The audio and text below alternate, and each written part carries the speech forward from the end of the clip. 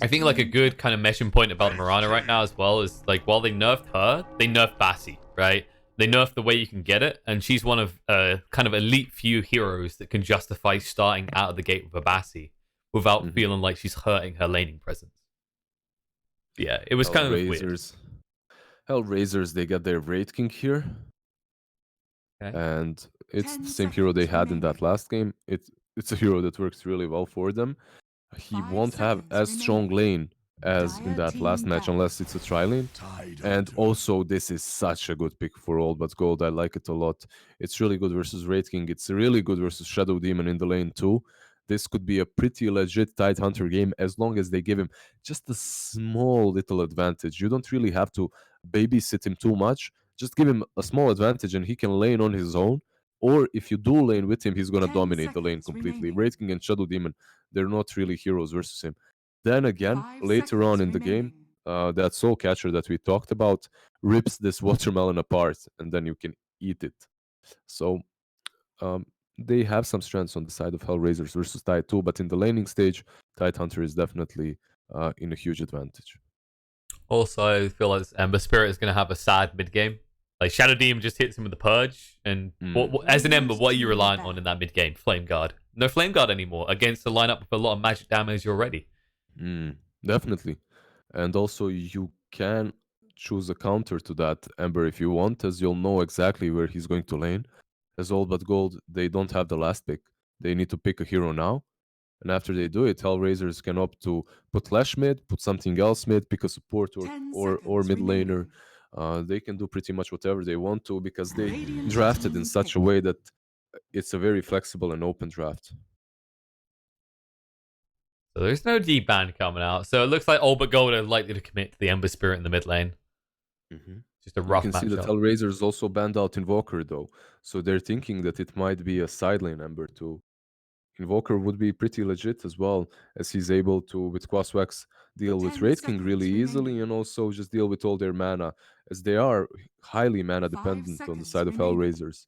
He would be really active, but then again, if they did go for an Invoker, I think they really wouldn't have a lot of pushing power. And of course, Okay. it's All But Gold and Razor. What else? It's an Here we Illidan go. type hero. G could play it too, but likely this will be Illidan on the Razor. Back to the basics. Illidan Razor coming through. Let's go. I mean, it's true. You know, if you relate any heroes to Illidan, it's probably what? Razor, Chaos Knight? CK, and maybe Sven, I think, would be another one to put there. You're giving Illidan too much. Oh, yeah, two heroes is probably the call. Nah, I'm kidding. We don't want to complicate the game. He's a skilled player. He truly is, but for some reason, he sometimes makes some silly mistakes. Right now, at least, maybe he's not in the best mindset or something. I think he could play on a tier 1 team easily if he's surrounded by the right people that support him and if he's in the positive mindset, in the right attitude.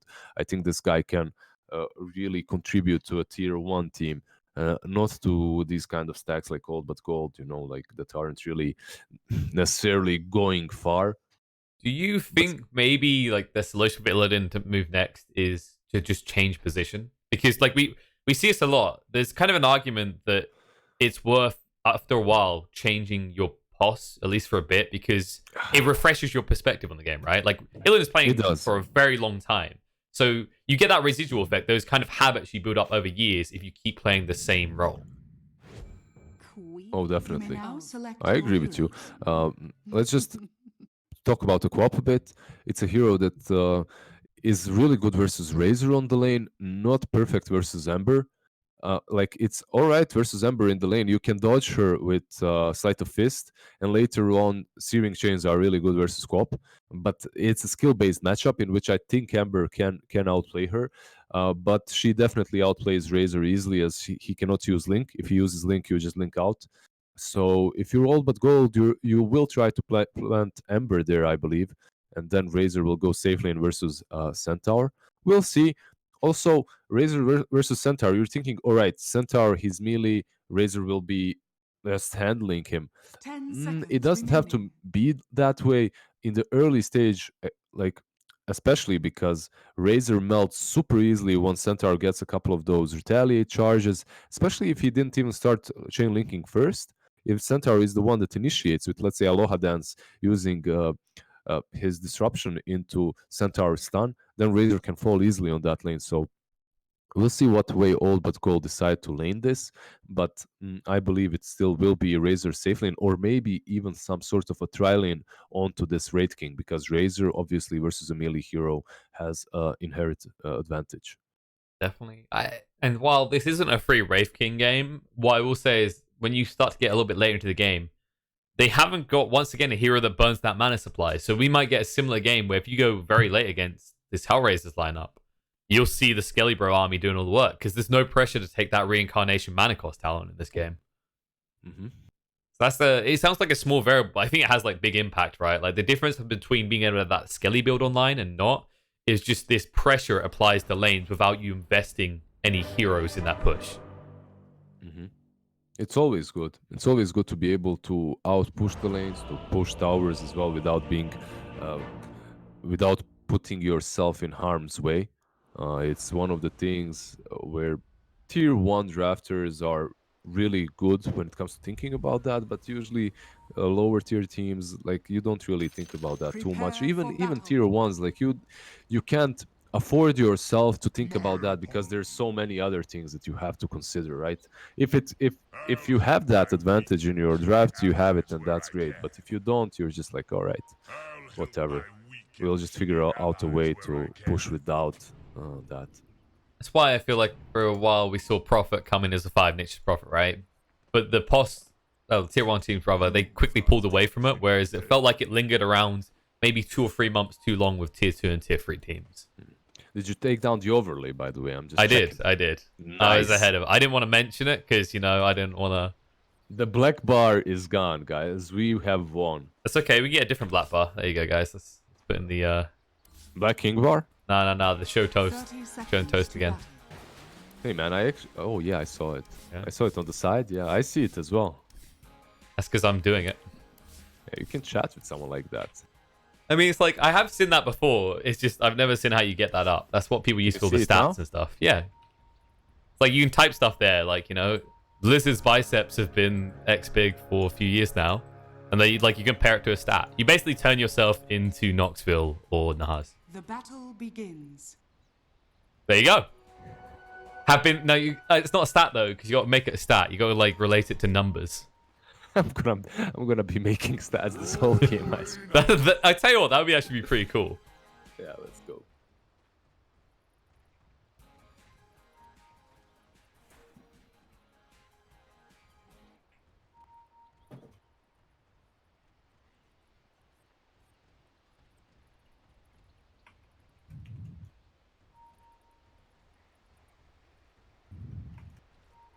Courier mid. Radiant's Oh, wow, has good been snipe. killed.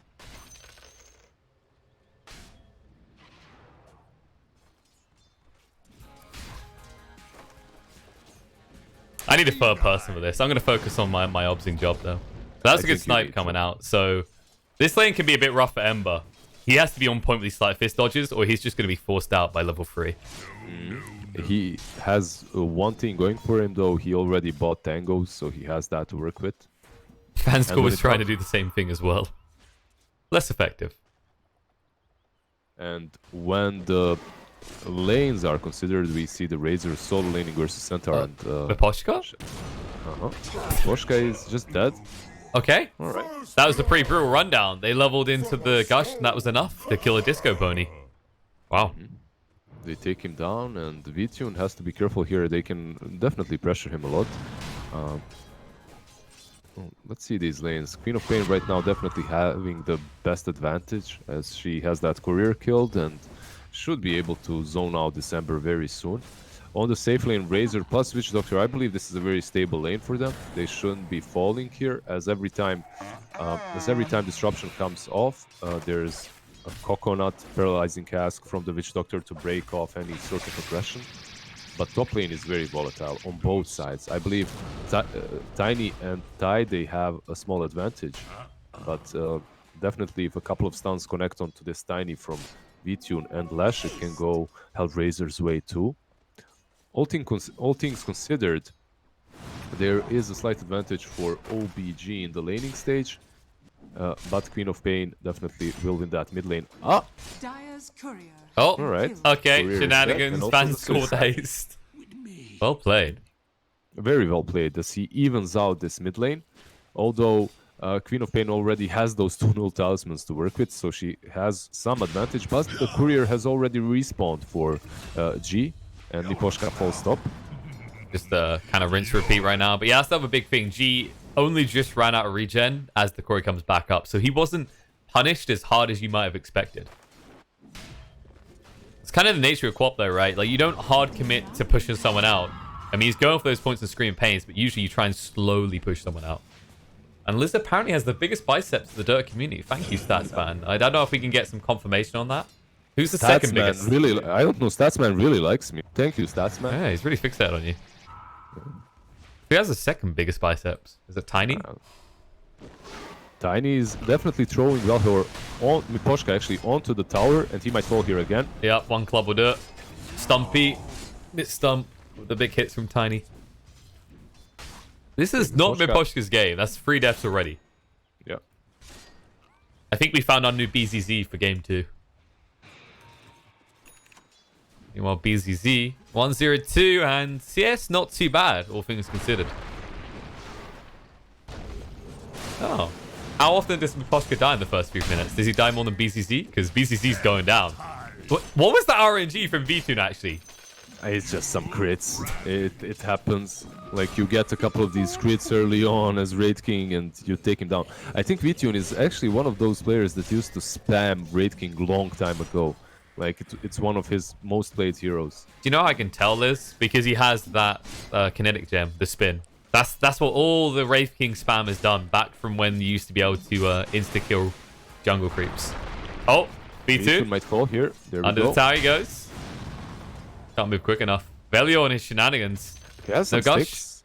It should be He fine. has some sticks, and his stun is coming off. Yeah, he's fine. His stun will come off cooldown faster than Tiny's. They might punish him. They might kill him here, yeah? Yep, that's a lot of skeletons.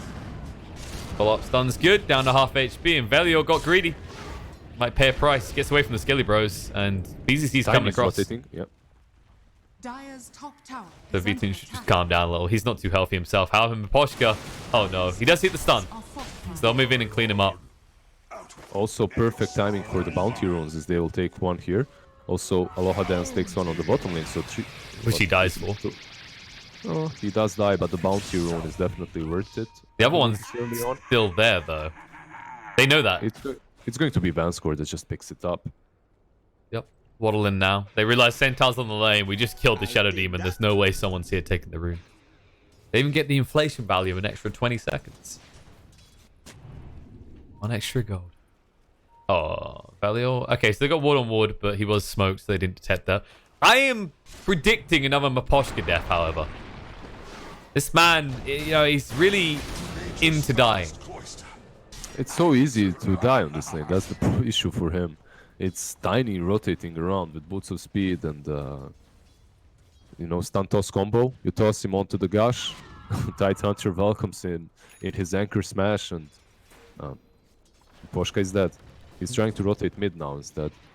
I mean, they're getting a lot of value out of it because usually you think of Tiny like, okay, he wants to rotate eventually, but so far, he only rotates when Miposhka does. It's just a game of pursuit. We won't get him this time. However, he did see that ward get placed down, so they need to de-ward.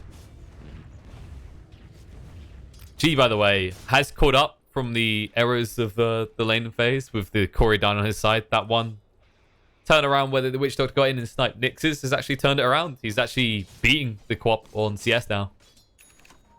He was actually beating her the whole time. She only had like some slight advantage super early on, but she didn't really manage to get a whole lot out of it. No, she went for this farming build. Yeah. And especially after the courier had died. Top lane, Poshka is scouted out, but actually Valhor misses him and he goes straight for Vitun, but Vitun is level 6. But Ember is there though. they can kill him twice, that's the thing. Avalanche, they're actually looking at Miposhka now. Oh no, the Searing Chains. They'll use the toss, they'll get the 1 life, but now they don't have the lockdown for the second, and Queen of Pain's coming. She has the Sonic Wave. Blink in. They'll take out Velior, another big crit. V2 really does play his hero a lot. It really takes a skilled player to crit You know, like You have to crit- practice day and night, you You know? have to practice. There was some script to help with rating crits. Obviously, it's a cheat, but you could activate it. How do you know about this, Liz? I heard about it. Oh, you I don't heard play about ra- Oh, you just heard about it. I don't play rating, dude. You know it. So, like, what use would I have from that? I don't know. Well, I don't know for sure. This is like finding someone else's underwear in the bed and just saying, this is yours. It's not mine, all right? You've played Wraith King. Don't lie to me. If I hit up Dota buff now, is it going to say that you haven't played at least 30 games of Wraith King? A long time ago, perhaps. Oh, there top it lane, is. this Wraith King that we're talking about He's dead. might just fall. He is. And they're pinging Miposhka as well. And They're pinging going. means davai. They're davaiing this little Leshrac, this pony under the tower. But they opt to not to. Yeah, they decide not to rock him hard. For the moment. But soon. They do have Ravage now, by the way, so they could easily just kill him whenever they want. Also, because Wraith King used that Reincarnate so early, he's also a viable target for the big Ravage now. Yeah, if he comes back top, they can take him down easily. But that probably will not happen. As you can see, he ported onto the shrine, so he's just going straight into the jungle to continue farming. Yeah, he's noped out of this lane now, which means poor Miposhka probably gets dove in a moment. Meanwhile, Razor. Illidan is now top of the CS chart. And Centaur, well, doing better than the last game where we saw a Centaur. Velhor, this time around, he might be the one that falls. DM being chased down. They said Veli on the top lane in trouble, but DM goes to the TP out, makes it. Tiny won't be so lucky. I think he needed to... I mean, he needed to toss Miposhka out because of the edict, right? But if he tosses him and not Vitium, Vitium probably finishes him off. So it was a very difficult situation for him. In some ways, it's better to give the support the kill, but at the same time, like, Miposhka gets more value out of that because of how beaten up he's been in this lane so far. Vanscore might fall here as Nyx is very active across the map right now. Tiny does rotate trying. in. Sonic Wave. Oh, no, he almost sidesteps it. Not able to. Stampede, though. They're still chasing. Velio will use the shrine himself. Now Nyx needs to get out, but Searing Chains traps him. It's going to be a save from Aloha dance, but they might still have the damage. There it is. I like that he tried to disrupt him because that disruption frees him from Searing Chains. At the same time, though, he just wasn't fast enough as he doesn't have enough HP, basically, to blink out afterwards. In most So they cases, take you down- would, but that unstable current build hurts, right? Yeah, they take down the Queen of Pain. And the only thing that she got out of all of that is one Witch Doctor, and she used her ulti, so it's not good. But top lane, Yeah, BCC. This Starbulk Edict is doing work. Going to town on with a level 3. Vanscore will pick up a rune. He won't go for the other one, but Ember could get it. He's got a haste rune. He's coming in, and they're going to be baited in. Vanscore does get the Maledict out, and V2 realizes his mistake. He'll leave Miposhka behind. And there'll be a TP away by V2. No way of stopping it, but they can get the other rune. actually surprised she didn't try to go for the Wraith King instead, who is like 10 times the bigger target there. But he goes for the Lash and he takes him down, so it's still alright. He gets a kill. I guess his concern is the second life, right? Like, they didn't have many stuns left because Vanscore's got a level 1 paralyzing cast. I have to say that I'm really enjoying the way this mid game is being played out by Ember and Queen of Pain. Like, you usually see one very active and one like passive core on mid. But in this game, we have two super active cores. We have Queen of Pain and Ember, and they're both making plays across the map. Ember is 2-0-2, Queen of Pain not as lucky, 2-1-1, as she died after that Witch Doctor kill. But I believe at the moment, at least, Ember is just ultimately stronger, as he can just remnant in and out easily and go across the map. Queen of Pain, she at least needs that Sonic Wave to work with. It's not that easy to just rotate and create big impact without it. And likely we'll see more of that as the drums have been picked up by G. Queen of Pain already moving bot. The smoke by 2. All but Gold would be outnumbered though, so this isn't the play. I think they're looking to catch someone on the exit. Oh, BZZ. Oh, BZZ. He has Ravage though. This is the bait. Here it comes. There it is. The Ravage out after they used the Stampede. And now they move in. Searing Chain's not on the mark. Nyx will blink out. V2's being left behind right now though. Perfect kill because he still wants that Midas. Maledict. Miposhka, fighting them out. Purge is going to be there onto G. Now he needs to move away. Sonic Wave pushing him away. Split off the mark. He'll be able to move across to his Remnant. Not far enough away, though. He'll still die to the Purge. Looking for more kills. Buyback comes out for Shadow Demon. They're still at the tower to get to. V2 will go down. That's the big kill they found. And that was just as he got his Midas. He didn't get a chance to use it. Illidan needs to kite them out. Speedy Devil. And DM's taking a lot of damage right now. Actually, he might go down. The Stomp won't protect him because Illidan is freed from the shackles of CC. And as a result, gets himself a double kill. It's just the The Witch Doctor had an amazing ulti there, and so did Tidehunter, obviously. It looked like he's out of position, but his whole teammate was coming towards him. His whole team was coming towards him, and he sets up that Ravage for a 3-man anchor smash afterwards, so they can't hit after as well. Like, really well played by BZZ. I mean, you usually think that BZZ is out of position because he's been feeding so much in the last couple of series. This time around, though, it's just a bait, and it's a really good one. I think the hero that we really have to keep close attention to is this Tiny. As he's moving towards his Blink Dagger, he has 850 gold. Once he has that Blink Dagger, this game becomes so hard for the Queen of Pain and everyone else on the side of HellRaisers. I guess the Centaur and the Wraith King don't care as much, but the other 3 heroes, they're definitely very susceptible to Tiny just blowing them up. And this Tiny might be blown up at the moment. Looks like it. Puts the Avalanche out so they can't stop him with Miposhka, but they'll run him down. Razor's here. They're going to punch them. Miposhka's still chasing, though. Velior is in the deny range, but V2 the target.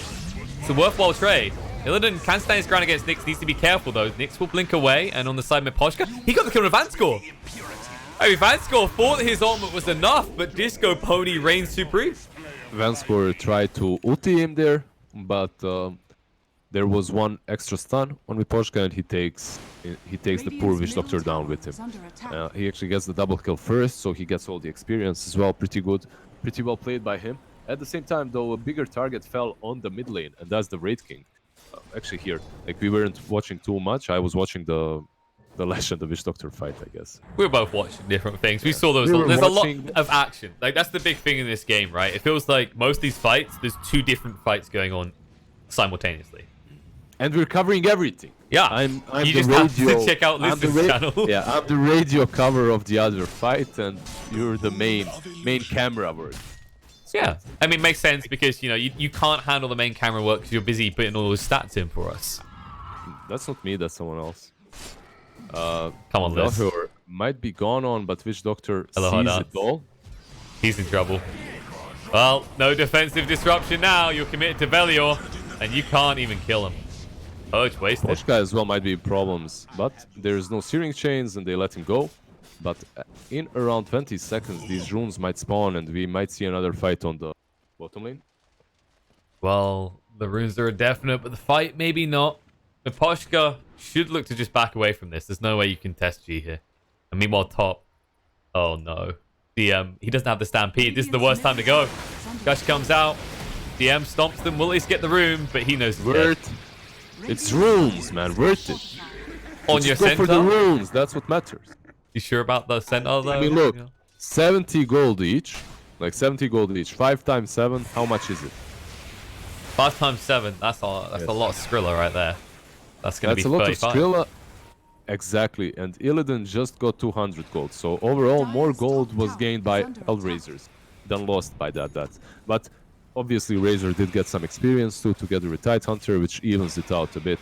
But taking a bounty like from minute 15 is usually alright, especially if you're a support, even if you give your life for it. The only problem is like the implications that it carries on the game. Like, they can rotate towards mid while you are dead, or they can make some action happen. There it is. Action is happening. Aloha dance. More like Sayonara. Sometimes you say hello a little bit too hard to Aloha and he just gets blown up. Luckily for him, you know, he hasn't bought back again. That's what you meant. Sayonara, well, you know, because Aloha's hello, Sayonara's goodbye. And Miposhka. I see it. What about Miposhka dance? Is it gonna happen here? I think he's done. There it is. Not so tanky when you're held in place. So kite them out. Like, Velior's frustrated, right? Because most of this game has been him chasing after the Leshrac, unable to touch him. But now he gets assistance. Well, not necessarily unable to touch him if you remember that they killed him like 3 or 4 times. They did, but after that, like, he kept getting kited out, right? Like, Bot was the perfect example. Tiny was chasing after the track the whole time. In this series, we have like a couple of players that are trying to outfeed each other, you know? In this series, it's Miposhka on his Lash. Like, he has suffered so hard this match. He has died 8 times already in 16 minutes. That's 1 death per 2 minutes. Not really great. You type that in the stats. Tiny is getting roughed up. If math checks out. Well, luckily, we're EU CIS wraps right here. I'm not sure how we rank on the world leaderboards, but let's see if All But Gold can rank up to HellRaisers, because they are building a net worth lead now, and a lot of this is on Illidan. 10k net worth. Another item flying out, probably the Sanj. Nope, he's gone straight for the BKB. He's like, boys, it's party time. Why not? Tiny, has he got that blink now? He's almost there. He's 250 gold more. With this BKB, they want to fight. They want to start fighting right now, for sure. There's still no Radiance. There's not even a Relic on Wraith King 17 minutes in. I believe if you are All But Gold, you want to bring the fight on the Dire side. Yeah. Stun out advance score. Fall off is there. He's got the wand, but he won't get a chance to use it. Stampede will get them out. The miss from the Searing Chains and Sleight of Fist of Ember allows them to Stampede away. Maybe they could have done something, but not like that, definitely. 30 gold away on Valhalla for his Blink Dagger, which will make this game much, much easier for All But Gold, as they will have that one hero that's able to initiate, to jump in, to blow a target up. That's going to prove to be very important for OBG.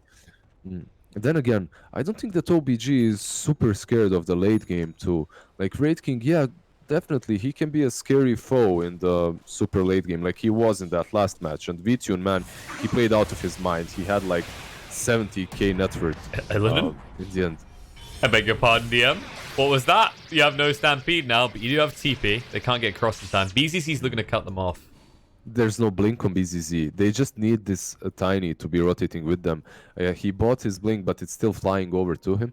And because of that, they aren't finding these kills. Like, he needs to be the one that's creating space and making action happen. Sadly, this blink isn't really the fastest one that he's seen. But it's still good. It's still on time. 19 minutes in, blink, bottle. He'll be able to make stuff happen. And the good thing for All But Gold, they're at a stage in the game where they can just body with Razor, right? Like, Illidan can just run at things and try and force HellRaisers to respond to them. It's an interesting window of opportunity.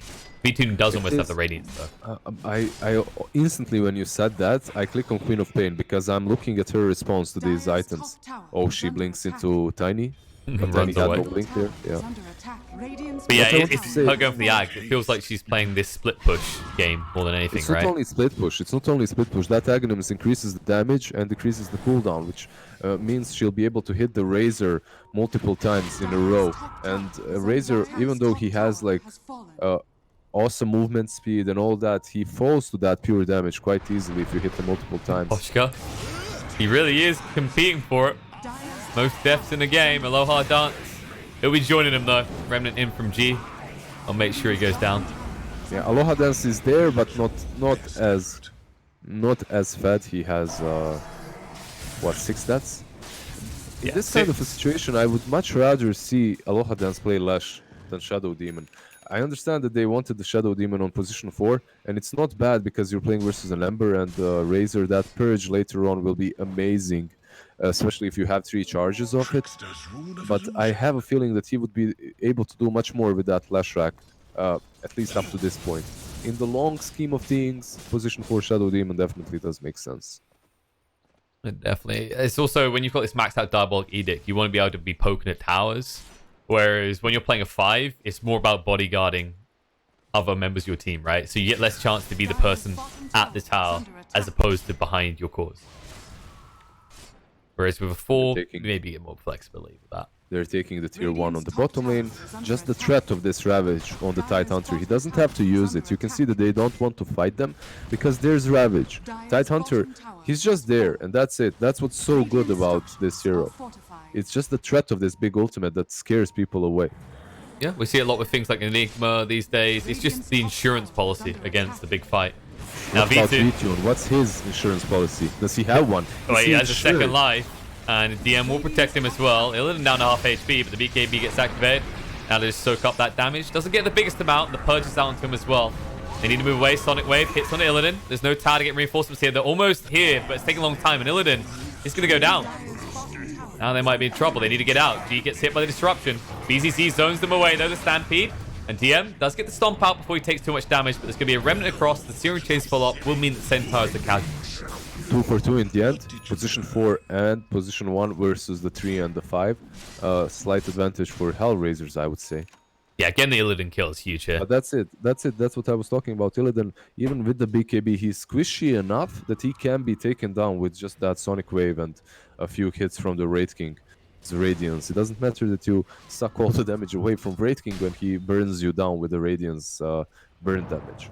The sad part is he didn't even get that much damage, right? Like, he got about 86, so he wasn't even a threat with the right clicks. Is why he got chased down so easily. Feels like that's a conundrum for the Razor in this game. Like, we saw the effect of the Purge. You're not a speedy race car anymore. If you get to like 180 damage stolen, though, you can just stand your ground in the Purge.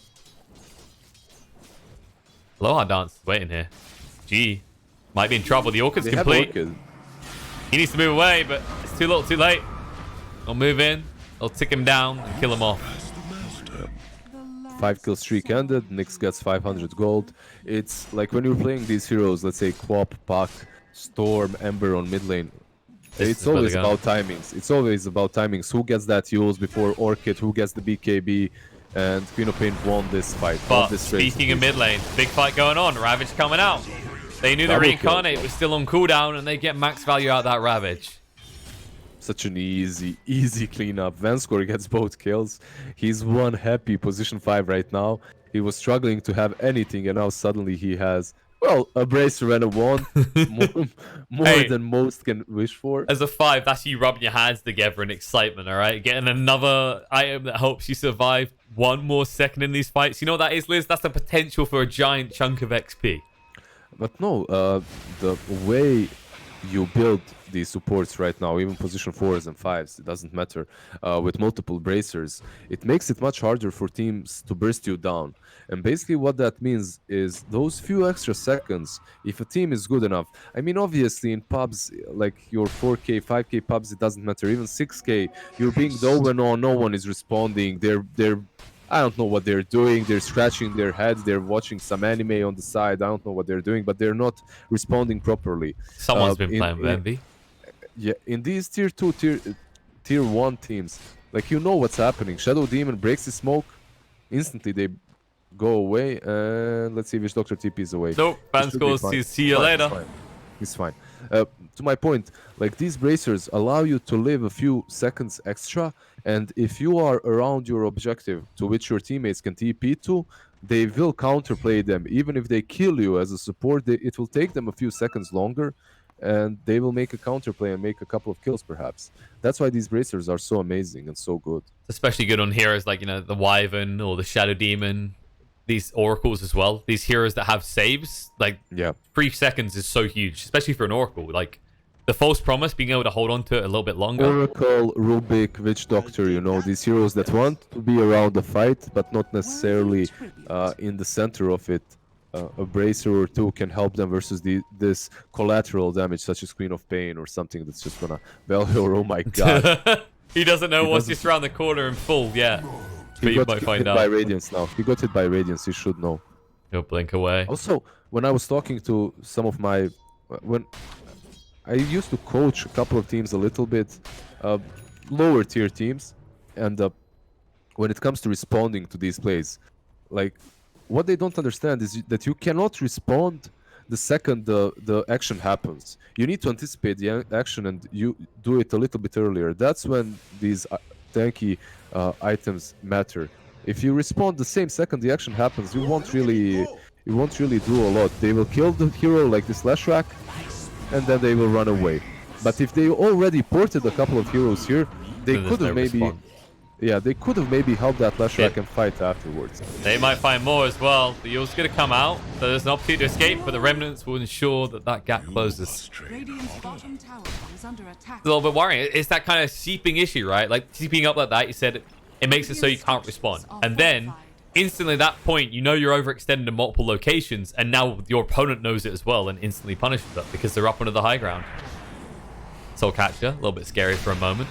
Radiant's bottom tower is under They'll attack. back off. They chip away the tower for the moment, but now with the DD, G's ready to go, and Velior blinks pretty aggressively.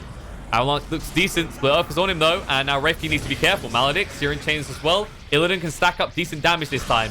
Gets over 100 out of him, so he can stand his ground and fight. But the Stomp's going to be there. Razor needs to be careful. Melting pretty fast. Split Earth as well. Stampede trying to chase down BKB just in time to stay alive, and G is deep with his own BKB. But he needs to get out. Even with a DD, he doesn't feel that strong. They'll count the lucky stars. No one died. Vanscool trying to heal him up. There's the Ravage Good jump Ravage. from BZZ. V2. No Reincarnate. Available Disruption to try and buy some time, but I don't think it's going to buy enough. Comes out into the Avalanche. Should be going down. Split up on the backline, though. Looks good. G gets pretty low. DM with a nice stomp. It's good enough for the moment, but now they need a run. BZZ trying to get out. Miposhka. Oh, no, he's going to stand around and fight. He's going to go down. BZZ tossed onto. Stomp there. DM now too deep. Means that he'll likely die. Sleight of Fist is available. Disruption to buy some time, but the tree is tossed across and Velio finds the kill. Blink in 4 seconds. Deciding whether he wants to go or leave. They need to leave, though. Queen of Pain's coming. She blinks in, but she can't find the kill. Velio, however, he's trying gone. for it. And, He's gone. He has sticks, but he's just dead, and he accepts his fate. well, he could have maybe TP'd there. No, because Queen of Pain was already there. I guess he could have while the Queen of Pain was still respawning. They Yeah. had an option to TP away much earlier. I think he was trying to like take Aloha Dance with him, right? He's like, nah, this it's worth it if I get the kill. Once Aloha Dance uses that disruption, you have a chance to TP away. But they waited a little bit too long. They tried to play around them, and also the way he tosses that Tide Hunter to Centaur was a little bit funny, as he just killed him. He killed the Tide Hunter. They could have killed the Centaur without that toss, I believe, but yeah. It happens. Feel themselves a little bit too much. At least they're fighting in HellRaisers base, so HellRaiser can't do anything out on the map, really. Yeah, not a horrible fight for them. They also almost took down that tier 3. After they take it down, the shrines will open up, and so will the map for them, which is strategically very important, especially with the kind of a lineup that they're playing, a very aggressive mobile lineup that wants to play ahead, that wants to be on the enemy's side, like that wants to be in control of the match completely. However, V2 is getting more concerning. He has the BKB now, heading towards the AC next. This man always finds his farm. It's undeniable at this stage. Stampede, DM. He needs out. Problem is he can't blink. He's been found. He'll go for the TP now, and luckily for him, ban score is not close enough. Yeah, usually this Razor isn't really the greatest at controlling people. He just sucks the damage and deals the damage, but he can't stop them. One of the reasons why Razors used to buy Yules long time ago. The classic example of the please feed me type hero, right? Where you got these supports full of stuns. You're like, yes, bring them to me. Hold them in place. Mid lane, Miposhka. Velio's trying to hold Miposhka in place, and he will do up the toss. BCC off point. Gush follow up. The Searing Chains, though, gets him. Queen of Pain, though, blinks away. That would have been a bigger target for them, but it's a harder target as Queen of Pain has Yules and BKB, so 2 ways of saving herself right now from the Searing Chains and all the control that all but Gold have got. And V2, he was poking and prodding the bot. He will back off as he sees G there. They were thinking about wrapping around, but they were looking for Aloha Dance, who has a lot of wards down here. Vanscore will be fine. Velio jumps in. Avalanche does skim. Toss back as well. And they don't use the Maledict. Vanscore wasn't sure what he wanted to do, or what Velio wanted him to do even. I mean, the play was obviously Cask into Maledict, but I guess he didn't click on her while she was flying. Oh, they found DM. No. Oh. Vanscore's mid-animation. Once again, this pesky horse. He's just a Witch Doctor with 350 movement speed. Give him a break. Where's like, the wind lace? Like, he needs to be closer for these actions to happen with him. Like, Ember is the one that's supposed to be catching people, not the poor old Witch Doctor. Like, Yeah. He can't He's do that old. stuff. He's got a stick. Yeah, he's walking with a stick. Come on. His back hurts. Like, he can't follow these youngsters around so fast. Illidan's just busy role-playing a youthful kid with his 460 moves. That's the worst part, right? You need these supports that are going to hold people in place for you, and you're just running over the map going, guys, let's go. And they're just like 2 miles behind him going, slow down. We can't keep up for you, for God's sake. But they can actually keep up with this Roche idea. You can already see Velio is really nicely positioned to try and intercept anyone who wants to interfere. Not that they'll get a chance, because this is going down too quick. Like, he has a Blink Dagger, and he has now a Lotus Orb completed too. So if anyone tries to come from this side in a smoke, he can blink away or in to start the fight. Also, this V-Tune Great King looks very juicy on the mid lane if they want to go for him. But bottom lane is pushed in. Someone needs to defend it. Because of that, they're just satisfied with the Aegis and a move back.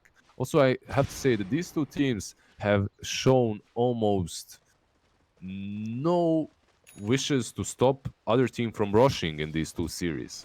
in this series. Actually, in the first game, like it was all but gold that always let HellRaisers get away with a free rush, and now it's HellRaisers leaving all but gold completely alone in that pit to do whatever they want to. What's more than Very that? It's not just the Roche, it's also the POS ones farming, right? You get that feeling? Like, both teams just give each other a wide berth when it comes to their primary core. Vtoon has gotten whatever he wanted, and so has Illidan. Rarely have they don't have like a solid plan. It feels like they don't have a solid plan on what they're supposed to be doing after they take down a couple of tier 1s and perhaps a tier 2 or 2. Once they do that, they just start smoking up and doing these plays like on the bottom now. Vtoon, BKB, and TP away. And that's it. Like, this is what they do, I swear. Their rotations across the map. Oh, Aloha Dance. Velio didn't see him. Don't Aloha breathe. Dance. He can get away. Don't breathe, Aloha Dance. Don't breathe, man. He will not know. Oh, he knows Don't make now. a noise. He knows now. He might even blink. He might even blink there. Let's see. Oh, Nope. Too late. I expect. Okay. But it's a fair point what you were saying about like this lack of what to do next. It's kind of that classic example in the pub game, right? Where you take a fight, you kill 3 people, and then your cores just go back to farming. You're like, guys, we should be finding some sort of objective of this. Even these smokes, like let's look at this smoke towards the bottom lane. I think this was the first one that leads them towards some sort of an objective, as they will be able to take down that tier 2. But remember, in that first game, so many times they smoke up to a lane that's not even pushed. Their smoke might or might not find someone, but even if they find him, they have no ways of taking the target down. So this tier 2 at least is a step in the right direction. Gee. Top lane. Stomp. They find him. TPs are going to begin. Stampede as well. They decide against it though because they're indecisive. And as a result, Wraith King, he needs to run for the high heels, but he's going to get caught here. Slowed down, killed off once, and definitely going to be twice. Queen of Pain has to leave him behind. BKB. There's a BKB. He can TP away. Yep, not enough damage. But they are forcing these BKBs of his to be used completely defensively. If you noticed, last 2 or 3 BKBs were used just so he can TP away. And that's not good for HellRaisers, as his BKB has been wasted so far. And the next item that he's buying, actually, it seems to be a Silver Edge. Very interesting. Coolio one for sure. I guess he's going, okay, Tide is the biggest kill in the game for us now. Ravage always kind of puts that threat looming over you. But even then, I'm not sure if you kill him quick enough. Yeah, this game looks very difficult for HellRaisers. I'm wondering if they'll find a way to take down the Razor and the Ember. I believe there's definitely ways to outplay them. They have enough damage, they just need the lockdown too. And they need to kite this Tide Hunter so that he uses the Ravage in a wrong position, in not the optimal team fight perhaps. Van score? Just a pulse 5 dying. However, there's a wraparound now. There's a wraparound, but they're out pushing this bottom lane. They're forcing them back even though they have an Aegis to work with.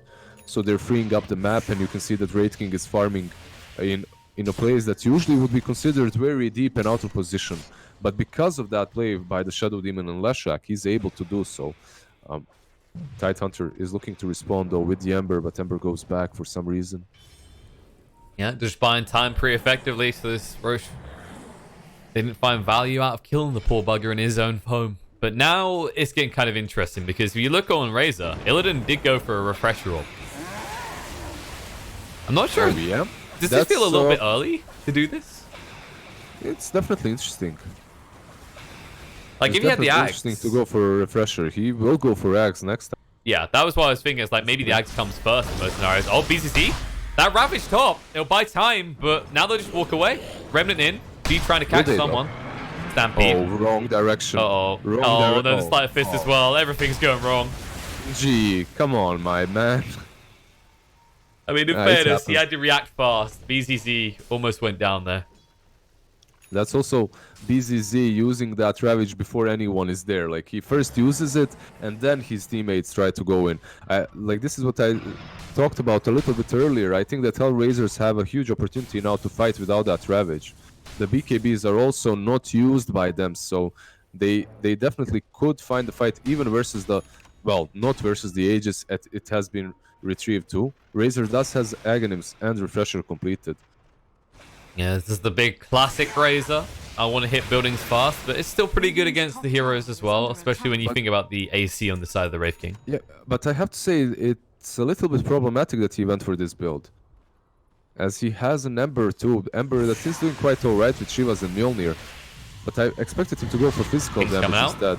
Level 25 on Nix. Illidan forced the BKB up. Activates the ultimate. Sonic Wave pushing him around. Split up in the tree line. Tiny did get the avalanche out. Soul Catcher hurts a lot though. They'll toss across Miposhka. The refresh. Razor. BKBs once more. Jump in by Nix. Needs to be careful though. Or does he? Illidan pretty low. Needs to actually get towards his team. Gonna move. Retreat. Can he get out? DM. They're going to turn around and finish him off. But Illidan's staying alive. Double Edge is going to come out. He's going to go down now. They claim the first life for Wraith King now. Witch Doctor dances his heart off with the Death Ward going. B2 not taking enough damage though. BCC being ignored. If only they had a Ravage for this fight. Ember Spirit getting low. Slight Fist to buy some time. Remnants away. DM trying to chase. It's going to be Yules. Control up the Queen of Pain. The Avalanche toss is there. Getting a low, but Nick staying alive will be able to blink out. B2 makes his escape as well. The disruption's on point from Aloha. Dance now. It's DM's time to shine. Looking for Van Score. Going to get him low. Can't quite finish him off though. No. He's getting kited out. DM. A bridge too far, or a tree too far in this case, gets him killed. Overall, I think this is a good fight for HellRaisers. They fight into all but gold just when they don't have the Ravage, and they take down the Razor. They force him to use the Refresher and the BKB. That's 2 consecutive BKBs. He's down now on 6 seconds. A pretty decent fight. They don't lose a lot. They lose the Lash and the Centaur. So they can look to fight again very soon, but now the Ravage is off cooldown again, and they have to find a way to make BCZ waste that Ravage so that they can have an advantageous fight once again. Like, if you remember, we just talked about it, how important it is for them to catch this Tide Hunter somewhere. They caught him on the top lane. He used the Ravage there. They instantly fight on the bottom lane afterwards. Strategically, HellRaisers have a good grasp of what they should be doing, but the execution isn't there yet, as they weren't able to completely capitalize on that bottom fight. And even after it, even if they take the fight there, it's a question of whether they can get to the base quick enough. And because this now, you know, Roche might spawn in half a minute, and as we said, BZZ does now have the Ravage. So Old But Gold need to calm themselves down and once again use an insurance policy to secure Roche and get their hands on an Aegis and a Cheese. See soon if they do that. The question is whether HellRaisers can force a fight before that in an advantageous scenario. Because when you wait longer and longer in this scenario, you know, look at the refresher up. 60 seconds till it's off cooldown for Illidan again. Like, I don't find Illidan's build... Okay, now with SMY, I think it's alright. Like, he has beefed up a little bit too. But before, when he had like Aghanim's plus Refresher, it's a good build, but I don't feel... it's good for pushing, right? And it's good because he will have 2 BKBs in the same fight. But how useful is he in these fights if he's not threatening objectives? That's my question. If he had like a normal carry, something like a Wraith King, I could get behind this build. But like this, let's fight see going on. Tide, get away. He can get the Ravage out. Have plenty of time. Now he's going to use it. Stampede won't get them out, and now it's wasted. Illidan moves in. Tries to link up, but can't. Get purchased well as BKB's activated, and BZZ, he might go down. It's right, kind of lifesteal up, but it's not enough. The Sonic Wave kills him off, and V-Tune chase him down. Looking on Illidan. Refresher in 15 seconds. Split Earth doesn't connect on a Tiny, but the Silence does. The Stomp follow-up will bring him down. 2 dead on the side of Old But Gold already. Starting out with a G. Can they get close enough? The purchase is going to be there. The buyback's committed, and now HellRaisers need to get out without losing anyone. Avalanche connects on the 2. Pull stuff away. Belial can't get close to anyone, and these buybacks, they desperately need to find something. G has no remnants left. Shivas to try and scout out, and DM going for the TP away, but now you should know. No, G! But he saw him with the Shivas, He no? did! Maybe it was right at the edge, right? So maybe he just about lost view. No, none of them saw him because Tiny guessed the wrong direction, so did the Razor. Yeah, they didn't see him there. Very peculiar, but also very unfortunate for All But Gold, as the way they took that fight, the way that fight started, it looked like it could be good for them, as Illidan was heading towards Wraith King to set up a good static link. Sadly for him, Queen of Pain uses her ulti, pushes him away, and he only steals like 12 damage from the Wraith King, which leaves him completely able to wail on them, like on Van School right now. Goes down. Now can they wail on Lower Dance for his turn? Yes, they can. That's the bigger kill, though. Dead for 95 seconds, and we cannot understate the importance of that SD. He does have buyback, but that last fight, think about how much that came down to the purges, the disruption saves. If you click on that SD, you'll see why he's so important, and you'll see why we have to wait for him for 90 seconds. He has Aetherlands, Aghanims, 4 staff. He's level 24. He almost has that level 25. Like, he's doing an amazing job so far in this match. And also, keep in mind, Queen of Pain has reached that 25, so she has the Fear talent for Scream of Pain, which completely changes the way the game is played. Razor simply cannot play when he doesn't have his BKB on anymore. That's true. It feels like HellRaisers done a good job of prioritizing XP on their team. You know, Quap's had that for a few minutes, and now the SD being so close to level 25. It feels like Shadow Demon is the new Warlock, right? This hero, this frustrating POS 5 or 4 in this case, that you absolutely, positively have to get rid of first. You can't afford to let him live. Of course, he always was that. He always was that hero. V-Tune, however, is also a hero like to get rid of. BCC backed off though. That's a BKB fluff. V-Tune, DD was running out as well, and now it might be all but Gold's time to go for Roche. They have Ravage again. They are protected.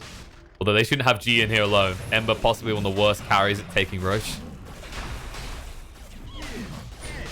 They know this is going on. V-Tune blinks in. Let's see if HellRaisers want to contest this time. They have Ravage, and they can use it versus HellRaisers. So many Skelly bros. I don't think they bother Ember and Tidehunter too much, though. No. Just scouting, vision for V-Tune. In fact, he was praying. He was hoping there was a good rune bot. It's just a pesky little regen rune. Nothing Double damage was just picked up on top, so it couldn't spawn again. Maybe a haste or an arcane rune. You're like, oh, I can do some of this with the BKB and the level 3 reincarnate. These games get to these 43 minutes, 50-minute marks very quickly, I say. Like, I get lost in them. And that means that I'm enjoying these matches, which is peculiar, as the skill level in these games isn't like the highest that we've seen lately, but they're definitely fun to watch. It's like reading a good book, right? You're like 3 hours have passed all of a sudden. Time flies when you're having fun, and G is looking to have some fun right now. Jumps pretty deep. Has got the Axe BKB. Purges on him. Ravage jumping in. Only connects on 2 because Nyx has that BKB. Stampede to try and get him out, but Avalanche toss onto the SD. Fly back. There's a shrine. You can get into it. Illidan refreshes straight away. Not hesitating here. They need to back up, though. The thing they don't know is that Shadow Demon... he didn't have TP. They could have went. Illidan turns around, though. They go too soon. Wraith King goes down. Reincarnate's been used. G chases the back line. Looks under Miposhka. Getting him low. V2 with the BKB. Miposhka 4 staffs away. Nyx needs to retreat pretty fast. With the haste, he should be able to do so. But the Remnant in. Chase him through. Now the SD arrives. Throws out the Purge, but the Remnant was already out. So Ember chases forward. Shivas to slow down TM. No Stampede for 55 seconds. Does hit the split off onto Razor. He's down to half HP. Disruption being used on the Witch Doctor. 4-star 4 Belial trying to move in. Up to the high ground. Lotus returns to stun onto Wraith King. Going in. He's going to be silenced as well. The buyback comes out after they kill off the Centaur. The DM's back in. Has got the blink. Avalanche. Toss. Belial wasting so much of the time. They can't hit him just yet. The rest of his team not sure if they want to go. They will back off. The pings are coming out, by the way. Aloha Dan's bought back and he got back into the fight, but he dealt so much damage even though he... And they're buying back. They want to fight this Roche. They aren't giving it away. They couldn't keep fighting because look at Bot. Bot pushed in so hard because of the Skelly Bros. Now the jump Razor in. Bot travels. He'll join in. He'll join. He's coming back. They have to. They get rid of the first life. Tide taking a lot of damage due to that Soul Catcher though. Stomp as well. Getting him pretty low. Tide Hunter will be going down. No way back into Deceiver. BKBs, they're chasing down. They're going to be cutted again though. And now Nyx jumps in. They want to try and get their hands on the Aegis. Yes, they do. Nyx, he gets his hands on Illidan. In trouble. Hits up with the cheese. Not going to keep him alive long enough, though. He will go down, and they'll melt the rest of the team. Trying to move away, but G has nowhere to run, nowhere to hide. One more Remnant to get him out. 8 seconds till he's got the next one. Nyx is hunting. He's got the silence as well. Should be an easy mop-up for him as he moves in with the fear coming into effect. Actually worked out in Ember's favor. He's got one Remnant to work with. He'll throw it out now, just in time to move away, but Nyx still chases and kills him off. He does have buyback. He needs to use it right now if they want to have any chance at defending this their objectives. 3 heroes without a buyback on all but gold. At the same time, let's see, travels up on Lashrak, up on Shadow Demon. This game is almost over, I think. 15 minutes in, that fear from Queen of Pain proving to be instrumental in that Roche fight as it feared everyone away from Roche as it's falling. She picks up the Aegis. Yeah, Razor steals the cheese, but it doesn't really help him too much in that fight. They're going for the throne. The buyback comes out. Do or die, but more likely you die. So many targets. Who do you really get rid of? At least you get rid of the Skelly Bros once. The Fear's going to be out on Illidan again. They'll move in. BKB. He's broken. Purge, though, has to stand and fight. Drains the damage of V2, but can't commit afterwards. Instead, Ember will just poke him proper with the Remnants. Velios back up. Another tier 4's gone. Miposhka, maybe a little bit too far forward. Needs to respect the damage.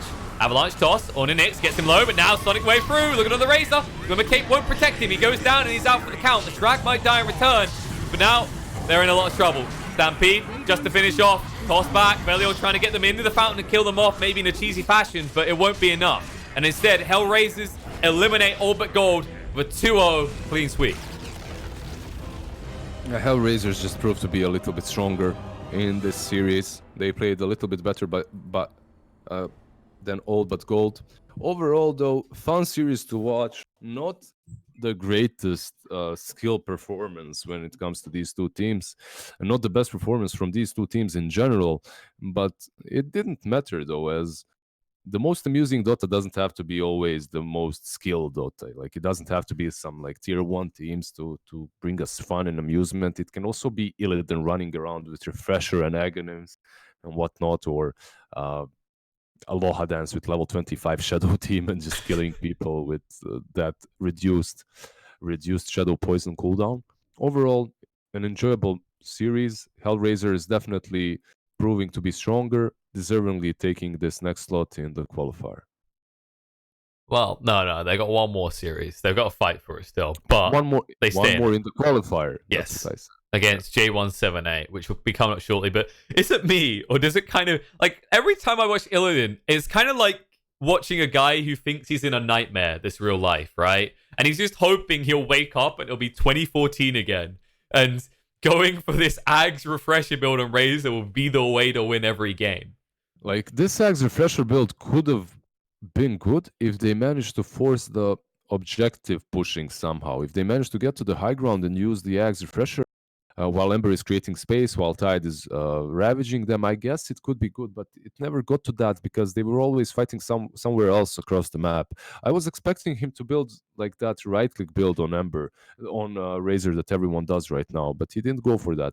And why I was expecting that is because his other cores were Tide and Ember. Like, if it was something else instead of them, I mean, you could argue that the Tide Hunter can get to that level 25 and he will push on his own with Solar Crest, Dazo, and 250 damage. Like, he's strong. He truly is. We've seen it so many times.